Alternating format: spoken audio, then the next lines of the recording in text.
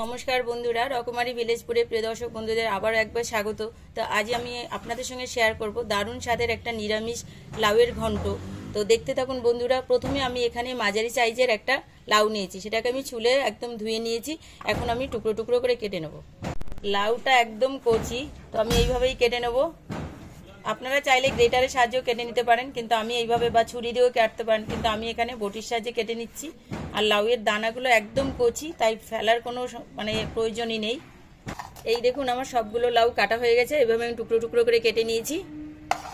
আর এখানে আমি নিয়েছি মেন যে উপকরণটা, সেটা হচ্ছে গোবিন্দভোগ চাল। তো এখানে আমি গোবিন্দভোগ চাল 1 ঘন্টা আগে ভিজিয়ে রেখেছি। এখন জলটা ঝরিয়ে নিয়ে ভালো করে আমি ভেজে নিয়ে এটা বেটে নেব। আর নিয়েছি এখানে একটু কাঁচা লঙ্কা আর আদা।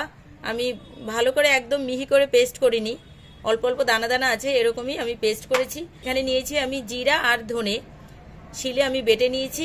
আর বাকি যা যা লাগবে সেটা আমি রান্না করতে করতে দেখিয়ে দিচ্ছি বন্ধুরা। তো কড়াই বসিয়ে দিয়েছিলাম, কড়াইটা আমার গরম হয়ে গেছে। এখন আমি দিয়ে দিচ্ছি এখানে তেল। তো রান্নাটা আমি সর্ষের তেলেই করব। দিয়ে দিচ্ছি এখানে সর্ষের তেল। এখন আমি এখানে জল ঝরিয়ে রেখেছি গোবিন্দভোগ চালটা, এটা একটু ভেজে নেব।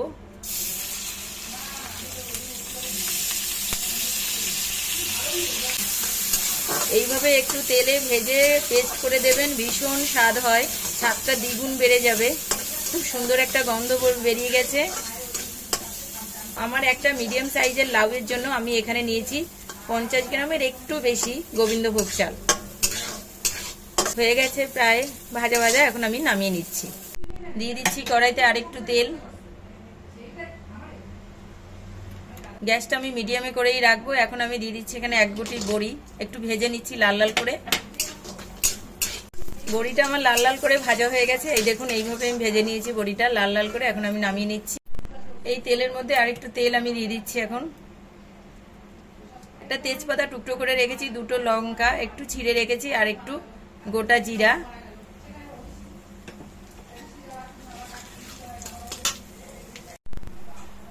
এখানে 4টে এলাচ আছে, 3 টুকরো দারচিনি আর কয়েকটা লবঙ্গ 3-4টে। এটা দিয়ে ফোড়নটা একটু ভালো করে নেড়ে নেবো। দিয়ে দিচ্ছি একটুখানি 1/4 চামচ হিং আমি দিয়ে দিচ্ছি।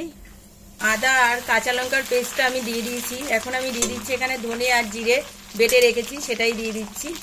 একটু জল দিয়ে ভালো করে কষিয়ে নেব।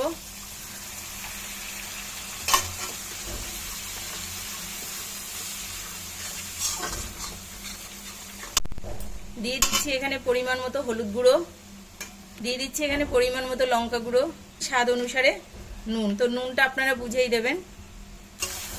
মশলাটা থেকে তেল ছাড়তে শুরু করে দিয়েছে আর খুব সুন্দর একটা গন্ধ বেরিয়ে গেছে। এখন আমি দিয়ে দেবো এখানে টুকরো করে কেটে রাখা লাউগুলো। টুকরো করে কেটে রাখা লাউ